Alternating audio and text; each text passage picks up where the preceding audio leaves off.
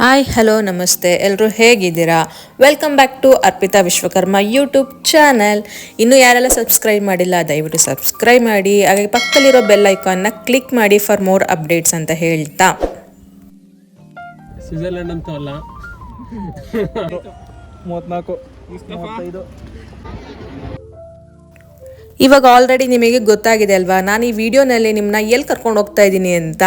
ಹೌದು, ಒಂದು ನಂದಿ ಹಿಲ್ಸಿಗೆ ಕರ್ಕೊಂಡು ಹೋಗ್ತಾ ಇದ್ದೀನಿ, ಹಾಗೂ ಅಲ್ಲಿಂದ ಸ್ವಲ್ಪ ದೂರ ಇರೋ ಈಶಾ ಫೌಂಡೇಶನ್ಗೆ ನಮ್ಮನ್ನ ಕರ್ಕೊಂಡು ಹೋಗ್ತಾ ಇದ್ದೀನಿ. ನಾವು ಅರ್ಲಿ ಮಾರ್ನಿಂಗ್ 5:30 ಹಾಗೆ ಮನೆನ ಬಿಟ್ವಿ.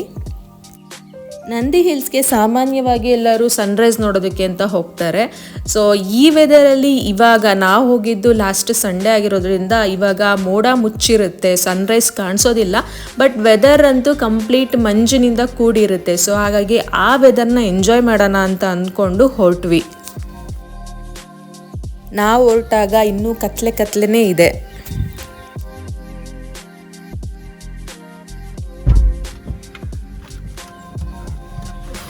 ಚಳಿ ಇದೆ, ಇವಾಗಲೇ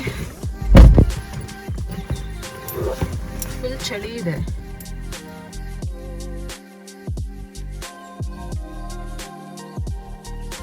ಬ್ಯಾಂಗ್ಳೂರಿಂದ ಇದು 70 ಕಿಲೋಮೀಟರ್ಸ್ ದೂರದಲ್ಲಿದೆ, ಹಾಗೂ ಚಿಕ್ಕಬಳ್ಳಾಪುರದಿಂದ ಒಂದು 10 ಕಿಲೋಮೀಟರ್ಸ್ ದೂರದಲ್ಲಿದೆ ಅಂತಲೇ ಹೇಳ್ಬೋದು. ಸೊ ಬ್ಯಾಂಗ್ಳೂರಲ್ಲಿರೋರು ಒನ್ ಡೇ ಟ್ರಿಪ್ ಮಾಡಲಿಕ್ಕೆ ಇದೊಂದು ಬೆಸ್ಟ್ ಆಪ್ಷನ್ ಅಂತಲೇ ಹೇಳ್ತೀನಿ. ಬಟ್ ನೀವು ಕಾರಲ್ಲಿ ಓನ್ ವೆಹಿಕಲಲ್ಲಿ ಹೋದರೆ ಬೆಸ್ಟ್ ಅಂತ ಅನಿಸುತ್ತೆ. ಇಲ್ಲಿಗೆ ಗೌರ್ಮೆಂಟ್ ಬಸ್ಸಸ್ ಸಹ ಇದೆ. ಮೆಜೆಸ್ಟಿಕ್ಕಿಂದ ನಂದಿ ಬೆಟ್ಟ ಅಂತ ಬಸ್ ಇದೆ, ಹಾಗೂ ಚಿಕ್ಕಬಳ್ಳಾಪುರದಿಂದನೂ ನಂದಿ ಬೆಟ್ಟ ಅಂತ ಬಸ್ ಇದೆ. ಡೈರೆಕ್ಟಾಗಿ ನಿಮಗೆ ಬಸ್ಸು ಲೈಕ್ ಮೇಲ್ಗಡೆನೆ ಬೆಟ್ಟದ ತುದಿಗೆ ಹೋಗಿ ಬಿಡುತ್ತೆ. ನಂದಿ ಬೆಟ್ಟಕ್ಕೆ ನಾವು ಏರ್ಪೋರ್ಟ್ ರೋಡ್ ಥ್ರೂ ಹೋಗಬೇಕಾಗುತ್ತೆ. ಸೊ ಏರ್ಪೋರ್ಟ್ ರೋಡಲ್ಲಿ ಸಿಕ್ಕಾಬಟ್ಟೆ ಟ್ರಾಫಿಕ್ ಇತ್ತು, ಏಕೆಂದರೆ ಅರ್ಲಿ ಮಾರ್ನಿಂಗ್ ಫ್ಲೈಟ್ಸ್ ಇದ್ದಿದ್ದರಿಂದ. ನೀವು ನೋಡ್ತಾ ಇರ್ಬೋದು, ಟ್ಯಾಕ್ಸಿಗಳೆಲ್ಲ ತುಂಬಾ ಜಾಸ್ತಿ ಇತ್ತು. ಹಾಗೆ ಅಲ್ಲೂ ಸಹ ಒಂದು ಆಕ್ಸಿಡೆಂಟ್ ಆಗಿತ್ತು, ಗ್ಲಾಸಸ್ ಎಲ್ಲ ತುಂಬ ಬಿದ್ದುಬಿಟ್ಟಿತ್ತು. ಹಾಗಾಗಿ ಒಂದು 1/2 hour to 45 minutes ನಮಗಿಲ್ಲೇ ಟೈಮ್ ವೇಸ್ಟ್ ಆಯಿತು ಅಂತಲೇ ಹೇಳ್ತೀನಿ. ಏನಾದರೂ ಸನ್ರೈಸ್ ನೋಡಬೇಕು ಅನ್ನೋ ಇಂಟೆನ್ಷನಲ್ಲಿ ಹೋದರೆ ಆದಷ್ಟು ಬೇಗನೆ ಹೋಗಬೇಕು.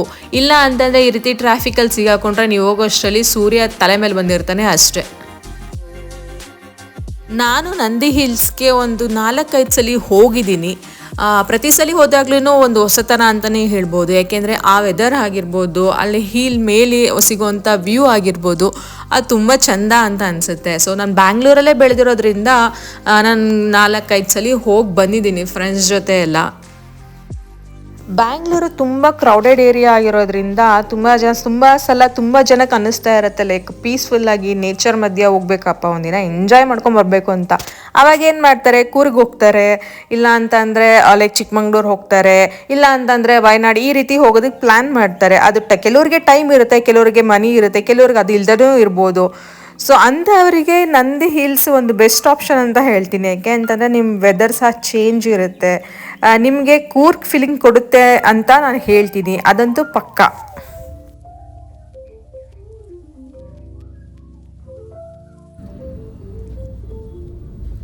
ಸೊ ನಾವಿವತ್ತು ಎಲ್ಲಿ ಹೋಗ್ತಾ ಇದ್ದೀವಿ? ಎಲ್ಲಿಗೆ ಕರ್ಕೊಂಡು ಹೋಗ್ತಾ ಇದ್ದೀರಾ ನನ್ನ? ಸ್ವಿಟ್ಜರ್ಲೆಂಡ್ ಅಂತೂ ಅಲ್ಲ, ಕಾರಲ್ಲಿ ಸ್ವಿಟ್ಜರ್ಲೆಂಡ್ಗೆ ಹೋಗೋದಕ್ಕಾಗಲ್ಲ. ಅಲ್ಲ, ಏರ್ಪೋರ್ಟ್ಗಂತೂ ಅಲ್ವೇ ಅಲ್ಲ. So like we are going to Nandi Hills. Last time ನಾವು ಹೋಗಿದ್ದು ಬೈಕಲ್ಲಿ ಹೋಗಿದ್ವಿ. ಸೊ ಈ ಸಲ ಕಾರಲ್ಲಿ ಹೋಗ್ತಾ ಇದೀವಿ. ಹಿಂದೆ 4 ಜನ ಇದ್ದಾರೆ. ಅದು 4 year ಬ್ಯಾಕ್ ಅನ್ಸುತ್ತೆ ಅಲ್ಲ, 2020ನಲ್ಲಿ ಹೋಗಿದ್ದು. ಈಗ 24 ಹೋಗ್ತಾ ಇದ್ದೀವಿ. ನಾನು, ವಿನು, ಆಮೇಲೆ ಇನ್ನು 4 members ಬೇರೆ ಕಾರಲ್ಲಿ ಇದ್ದಾರೆ, ಬರ್ತಾ ಇದ್ದಾರೆ. ಸೊ ನಾವಿವತ್ತು 6 ಜನ ಬೆಟ್ಟಕ್ಕೆ ಹೋಗ್ತಾ ಇದ್ದೀವಿ. ಬೆಟ್ಟದ ಹತ್ರ ಲೈಕ್ ರೀಚ್ ಆದ್ವಿ ನೋಡಿ. ಅಲ್ಲಿ ಮಂಜಿಂದ ಕವರ್ ಆಗಿದೆ. ಆ್ಯಕ್ಚುಲಾಗಿ ಬೆಟ್ಟ ಕಾಣಿಸ್ಬೇಕು, ಆದರೆ ಮಂಜು ತುಂಬ ಇರೋದ್ರಿಂದ ಮೋಡ ಫುಲ್ ಕಂಪ್ಲೀಟಾಗಿ ಕವರ್ ಆಗಿದೆ. ಬೆಟ್ಟ ಬರ್ತಾ ನಮಗೆ ಅನಿಸಿದ್ದು ಫಸ್ಟ್ ಟಿಫನ್ ಮಾಡ್ಕೊಂಬಿಟ್ಟು ಆಮೇಲೆ ಬೆಟ್ಟ ಹತ್ತಲಿಕ್ಕೆ ಸ್ಟಾರ್ಟ್ ಮಾಡೋಣ. ಬೆಟ್ಟನ ನಾವು ಕಾರಲ್ಲೇ ಹತ್ತೋದು, ನಡ್ಕೊಂಡಂತೂ ಹೋಗೋಕ್ಕೆ ಸಾಧ್ಯ ಇಲ್ಲ. ಸೊ ಹಾಗಾಗಿ ಫಸ್ಟು ಟಿಫನ್ ಮಾಡಿಕೊಂಡು ಆಮೇಲೆ ಬೆಟ್ಟಕ್ಕೆ ಮೇಲೆ ಹೋಗೋಣ ಅಂತ ಅಂದ್ಕೊಂಡ್ವಿ. ನಂದಿ ಹಿಲ್ಸು ಆ್ಯಕ್ಚುಲಾಗಿ ಚಿಕ್ಕಬಳ್ಳಾಪುರ ಡಿಸ್ಟ್ರಿಕ್ಗೆ ಸೇರುತ್ತೆ. ಈ ಭಾಗದ ಜನರು ಕಪ್ಪು ದ್ರಾಕ್ಷಿನ ಜಾಸ್ತಿ ಬೆಳೀತಾರೆ. ಸೊ ನೀವು ಹೋಗ್ತಾ ಹೋಗ್ತಾ ಆನ್ ದಿ ವೇನಲ್ಲಿ ಲೆಫ್ಟು ಆರ್ ರೈಟ್ ಸೈಡಲ್ಲಿ ದ್ರಾಕ್ಷಿನ ಮಾರ್ತಾ ಇರ್ತಾರೆ. ತೊಗೊಳಕ್ಕೆ ಇಷ್ಟರು ತೊಗೊಳ್ಬೋದು, ತುಂಬ ಚೀಪಾಗಿ ಸಿಗುತ್ತೆ, ಅಂದರೆ ಬುಟ್ಟಿಗಟ್ಟಲೆ ಕೊಡ್ತಾರೆ. ನಂದಿ ಉಪಹಾರ ಅನ್ನೋ ರೆಸ್ಟೋರೆಂಟು ಬೆಟ್ಟ ಹತ್ತೋದಕ್ಕಿಂತ ಮುಂಚೆನೇ ಸಿಗುತ್ತೆ. ಅಲ್ಲಿ ನಾವು ಟಿಫನ್ ಮಾಡ್ಕೊಂಡ್ವಿ. ಸೊ ಮೇಲೆ ಬೆಟ್ಟದ ಮೇಲೆ ಹೋದ್ಮೇಲೆ ನೀವು ಇಳಿಯೋದಕ್ಕೆ ಎಷ್ಟೊತ್ತು ತೊಗೊಳ್ತೀರ ಟೈಮ್ ಅಂತ ಗೊತ್ತಾಗಲ್ಲ, ಯಾಕೆಂದರೆ ತುಂಬ ಹ್ಯೂಜ್ ಆಗಿರೋದ್ರಿಂದ. ಟಿಫನ್ ಮಾಡೋ ಅಷ್ಟರಲ್ಲಿ ನಾವು ಒಂದು 8 o'clock ಹಂಗೆ ಹೊರಟ್ವಿ ಬೆಟ್ಟ ಹತ್ತೋದಕ್ಕೆ.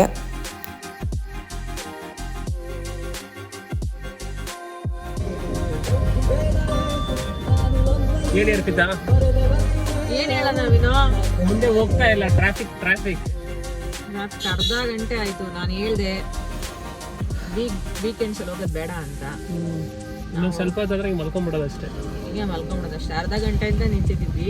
ಅರ್ಧ ಗಂಟೆ ಅಲ್ಲ, ಅರ್ಧ ಗಂಟೆ ಅಲ್ಲ, 1 hour ಆಯ್ತು. 1 hour ಆಯ್ತು ಆಲ್ಮೋಸ್ಟ್. 8 ಗಂಟೆಗೆ ಅಡ್ತು ಬಂದಿದ್ದು ತಿಂಡಿ ಮಾಡಿ. ಇದೇ ಖುಷಿನಲ್ಲಿ ನಾವು ಹೇಳ್ತಾ ಇದೀವಿ ಸಂತೋಷ್ ಕುಮಾರ್ಗೆ ಜೈ, ಸಂತೋಷ್ ಕುಮಾರ್ಗೆ ಜೈ, ಸಂತೋಷ್ ಕುಮಾರ್ಗೆ ಜೈ. ಅಷ್ಟೇ ಹೇಳಕ್ ಸಾಧ್ಯ ನಾವು, ಇನ್ನೇನಿಲ್ಲ. ಯಾರಿದೆ ಸಂತೋಷ್ ಕುಮಾರ್ ಅಂತ ಅಂದ್ರೆ ನೆಕ್ಸ್ಟ್ ವಿಡಿಯೋದಲ್ಲಿ ಬರ್ತಾರೆ. ನೆಕ್ಸ್ಟ್ ವಿಡಿಯೋನಲ್ಲಿ ಬರ್ತಾರೆ. ಇವಾಗ ಇದೇ ಖುಷಿಯಲ್ಲಿ ವಿನು ನನಗೋಸ್ಕರ ಒಂದು ಸಾಂಗ್ ಹೇಳ್ತಾರೆ. ಭೂಮಿಯು ಎಲ್ಲೋ ಗಗನವು ಎಲ್ಲೋ ಭೂಮಿ ಎಲ್ಲೋ, ಭೂಮಿ ಎಲ್ಲೋ ಅಂತೆ. ಸರಿಯಾಗಿ ಹೇಳ್ರಿ. ಇಲ್ಲ, ನೀವು ವಿಡಿಯೋ ಮಾಡ್ತಿದ್ದೀರ ಅಂತ ಬೈಕ್ ಸಾಂಗ್ ಬರ್ತಿಲ್ಲ. ಹೇಳಿ ಯಾವ್ದಾದ್ರು ಒಂದು ಸಾಂಗ್ ನನಗೋಸ್ಕರ. ನಾನು ಹೇಗೆ ಕಾಣಿಸ್ತಿದ್ದೆ ನೋಡ್ಕೊಂಡು ಹೇಳಿ. ಚೆನ್ನಾಗಿ ಕಾಣಿಸ್ತಾ ಇದ್ದೀರಾ. ಸೊ ನೀವು ಚೆನ್ನಾಗಿ ಕಾಣ್ತಿರೋದಕ್ಕೆ ಯಾವ ಹಾಡ ಹೇಳ್ಬೇಕು ಅಂತ ಗೊತ್ತಾಗ್ತಿಲ್ಲ.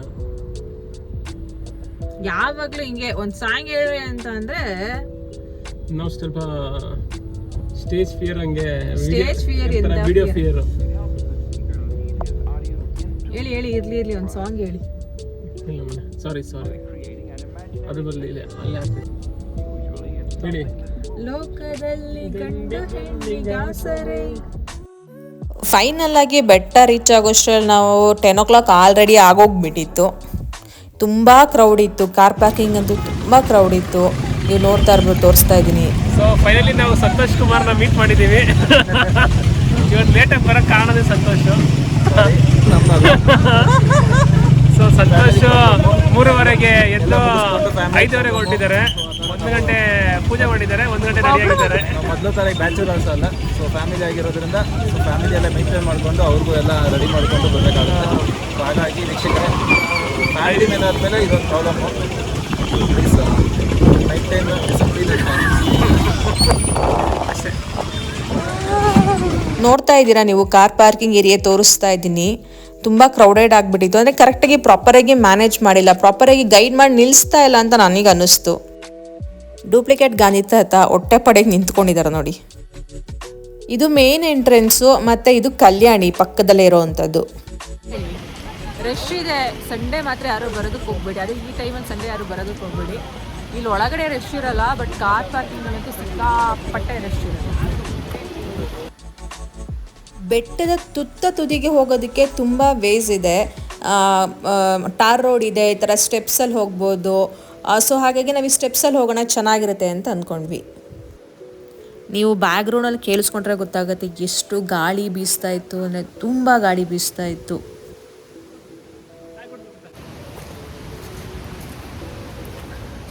ಎಲ್ಲ ತುಂಬ ಜಾರ್ತಾ ಇದೆ.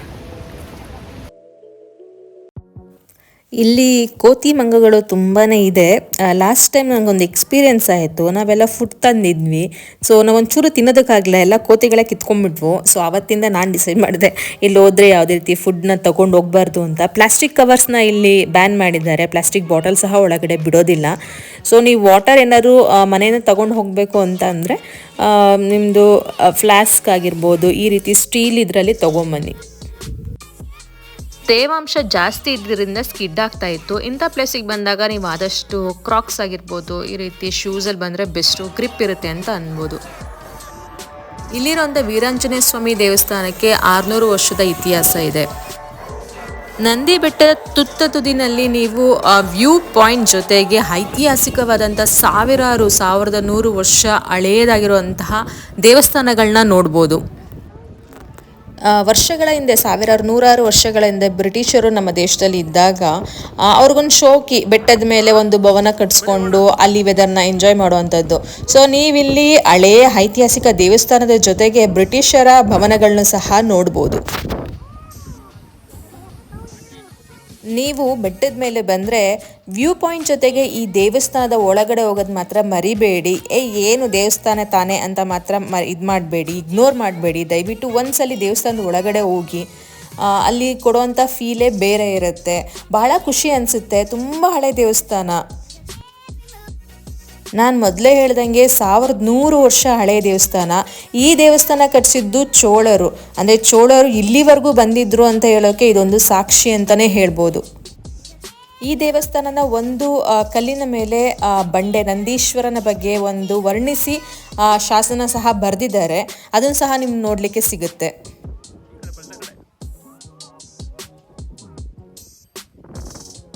ಈ ನಂದಿ ಹಿಲ್ಸ್ ಬೆಟ್ಟದ ಮೇಲೆ ಈ ರೀತಿಯಾದಂಥ ಒಂದು ಐತಿಹಾಸಿಕ ಸ್ಥಳ ಇದೆ ಅಂತ ಅಂದ್ಬಿಟ್ಟು ಎಷ್ಟು ಜನಕ್ಕೆ ಗೊತ್ತಿಲ್ವೋ ನನಗೆ ಗೊತ್ತಿಲ್ಲ. ಆದರೆ ನೋಡ್ಲಿಕ್ಕೆ ತುಂಬ ಚೆನ್ನಾಗಿದೆ. ಬೆಟ್ಟಕ್ಕೆ ಬಂದ ಮೇಲೆ ನೀವು ಈ ದೇವಸ್ಥಾನ ವಿಸಿಟ್ ಮಾಡ್ದಲ್ಲೇ ದಯವಿಟ್ಟು ಹೋಗಬೇಡಿ, ಒಂದ್ಸರಿ ವಿಸಿಟ್ ಮಾಡಿ. ದೇವಸ್ಥಾನದ ಒಳಗಡೆ ವಿಡಿಯೋ ಮಾಡೋದಕ್ಕೆ ಅಲೋ ಮಾಡ್ತಿಲ್ಲ. ಸೊ ಹಾಗಾಗಿ ಅಲ್ಲೊಂದು ಕಲ್ಯಾಣಿ ಇತ್ತು ಒಳಗಡೆನೆ, ಅದನ್ನು ವಿಡಿಯೋ ಮಾಡ್ಕೊಂಡಿದ್ದೀನಿ.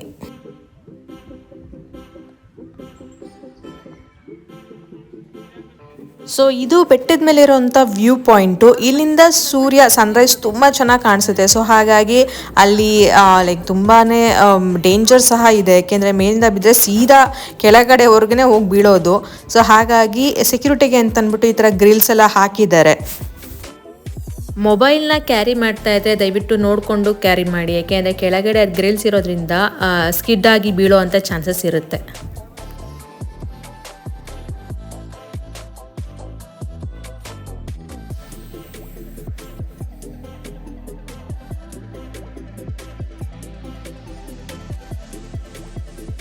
ಇಲ್ಲಿ ತಿನ್ನೋದಕ್ಕೆ ನಿಮಗೆ ವರ್ಲ್ಡ್ ಫೇಮಸ್ ಮ್ಯಾಗಿ ಸಿಗುತ್ತೆ ಅಷ್ಟೇ.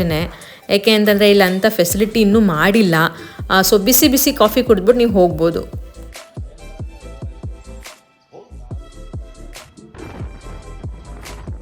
ಇದು ಟಿಪ್ಪು ಡ್ರಾಪ್. ಟಿಪ್ಪು ಡ್ರಾಪ್ ಅಂತಂದರೆ ಆಗಿನ ಕಾಲದಲ್ಲಿ ಟಿಪ್ಪು ಸುಲ್ತಾನ ಕಾಲದಲ್ಲಿ ಅಪರಾಧಿಗಳಿಗೆ ಏನಾದರೂ ಶಿಕ್ಷೆನ ಘೋಷಣೆ ಮಾಡಿದ್ರೆ ಬೆಟ್ಟದ ಮೇಲಿಂದ ತಳ್ಳೋದು ಅಂತ ಘೋಷಣೆ ಮಾಡ್ತಾಯಿದ್ರು. ಆ ಟೈಮಲ್ಲಿ ಅಂಥವ್ರನ್ನ ಕರ್ಕೊಂಬಂದು ಇಲ್ಲಿ ಮೇಲಿಂದ ತಳ್ತಾ ಇದ್ರು. ಸೊ ಹಾಗಾಗಿ ಇದನ್ನು ಟಿಪ್ಪು ಡ್ರಾಪ್ ಅಂತ ಕರೀತಾರೆ. ಈ ಟೈಮಲ್ಲಿ ನೀವು ಮಕ್ಕಳನ್ನ ಕರ್ಕೊಂಡು ಹೋಗ್ದಲೇ ಇರೋದೇ ಒಳ್ಳೆಯದು. ಯಾಕೆಂದರೆ ತುಂಬ ಗಾಳಿ ಬೀಸ್ತಾ ಇತ್ತು, ತುಂಬ ನಮ್ಮನ್ನೇ ಉತ್ಕೊಂಡು ಹೋಗೋ ಥರ ಗಾಳಿ ಬೀಸ್ತಾ ಇತ್ತು. ಸೊ ಹಾಗಾಗಿ ಮಕ್ಕಳಿದ್ರೆ ಮಕ್ಕಳನ್ನ ಆದಷ್ಟು ಕರ್ಕೊಂಡೋದಕ್ಕೆ ಹೋಗಬೇಡಿ. ಯಾಕೆಂದರೆ ವೆದರು ತುಂಬಾ ಕೋಲ್ಡ್ ಆಗಿದ್ದರಿಂದ ತಲೆಭಾರ ಈ ಥರ ಆಗ್ಬೋದು. ಸೊ ಅಲ್ಲಿಂದ ಪಕ್ಕದಲ್ಲಿ ಈ ಥರ ಗಾರ್ಡನ್ ಇದೆ. ಗಾರ್ಡನಲ್ಲಿ ಸಪ್ರೇಟ್ ನೀವು ನೋಡ್ತಾ ಹೋಗ್ಬೋದು. ಒಂದು ರೀತಿಯಲ್ಲಿ ಮನೆ ಥರ ಹಟ್ ಥರ ಮಾಡಿದ್ದಾರೆ. ಮೊದಲು ಮರದಲ್ಲಿತ್ತು, ಇವಾಗ ಮರನ ತೆಗೆದ್ಬಿಟ್ಟು ಗ್ಲಾಸಲ್ಲಿ ಮಾಡಿದ್ದಾರೆ. ಸೊ ಏನೇ ಮಾಡಿದ್ರು ಜನಗಳು ನೀಟಾಗಿ ಇಟ್ಕೋಬೇಕಲ್ಲ. ಜನಗಳು ಇಲ್ಲೇ ಬಂದರು ಹಾಳು ಮಾಡೋಗೋದಂತೂ ಕನ್ಫರ್ಮು. ನಾನು ಮೊದಲೇ ಹೇಳಿದ್ನಲ್ಲ, ಇಲ್ಲಿ ಬ್ರಿಟಿಷರ ಕಾಲದ ಭವನಗಳು ಇನ್ನೂ ಇದೆ ಅಂತಂದ್ಬಿಟ್ಟು. ಇಲ್ಲಿ ಗಾಂಧೀಜಿಯವರು 56 ದಿನ ಹುಷಾರಿಲ್ದಿರೋ ಟೈಮಲ್ಲಿ ಬಂದಿದ್ರು ಅಂತ ಹೇಳ್ತಾರೆ. ಆಗಿನ ಕಾಲದಲ್ಲಿ ಆಫ್ರಿಕಾದಿಂದ ಎಲ್ಲ ಗಿಡ ಮರಗಳನ್ನ ತಗೊಂಬಂದು ಇಲ್ಲಿ ನೆಟ್ಟಿದ್ದಾರೆ ಅಂತಲೇ ಹೇಳ್ತಾರೆ.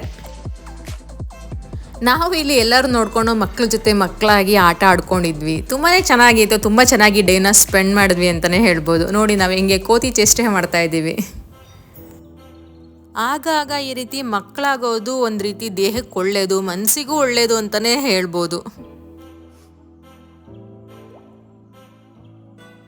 ಈ ರೀತಿ ಆಟ ಆಡಿಕೊಂಡು ವಿಡಿಯೋನ ಕ್ಯಾಪ್ಚರ್ ಮಾಡಿಕೊಂಡು ರೀಲ್ಸ್ ಮಾಡಿಕೊಂಡು ಡೇನ ಚೆನ್ನಾಗಿ ಸ್ಪೆಂಡ್ ಮಾಡಿದ್ವಿ ಅಲ್ಲಿ.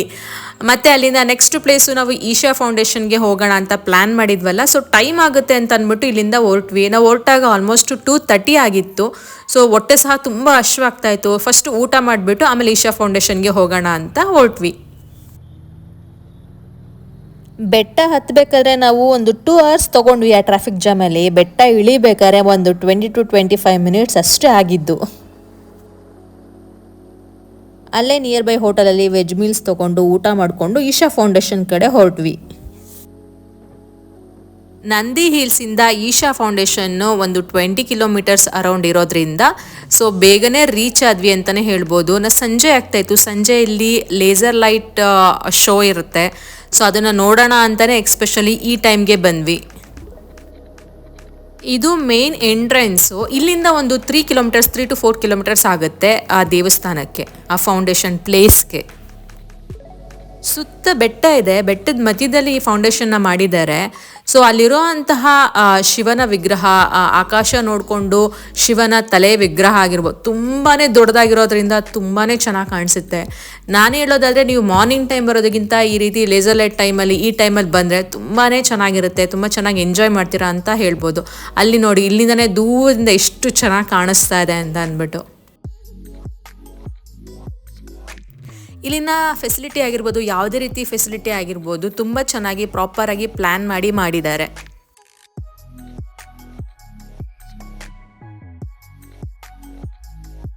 ಇಲ್ಲಿ ಒಂದು ಭಾಗದಲ್ಲಿ ನಿಮ್ಮ ಚಪ್ಪಲಿಗಳನ್ನ ಪ್ಯಾಕ್ ಮಾಡಿ ಕೊಟ್ಟರೆ ಇನ್ನೊಂದು ಭಾಗದಲ್ಲಿ ಹೋಗಿ ಇಸ್ಕೊಳ್ಬೇಕಾಗತ್ತೆ.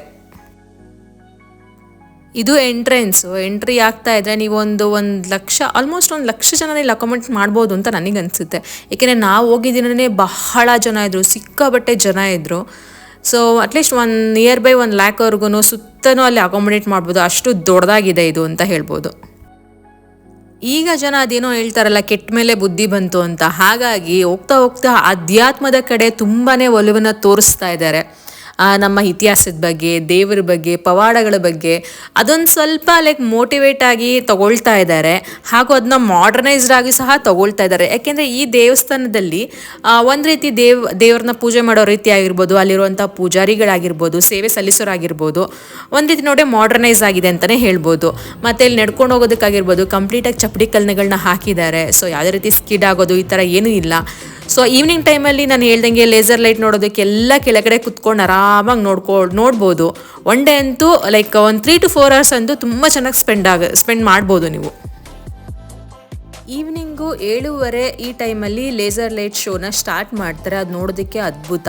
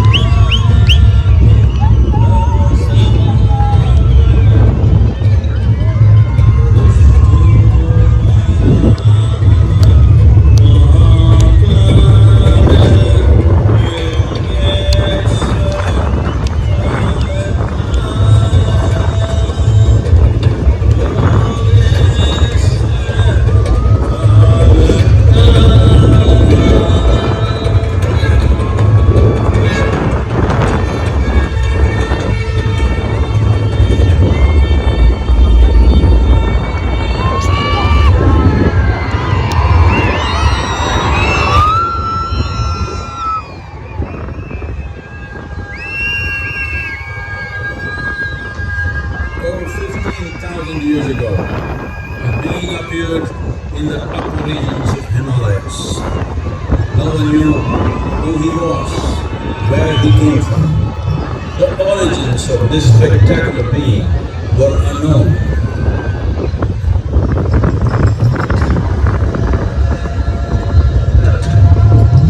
When his ecstasy allowed him some movement, he danced wildly.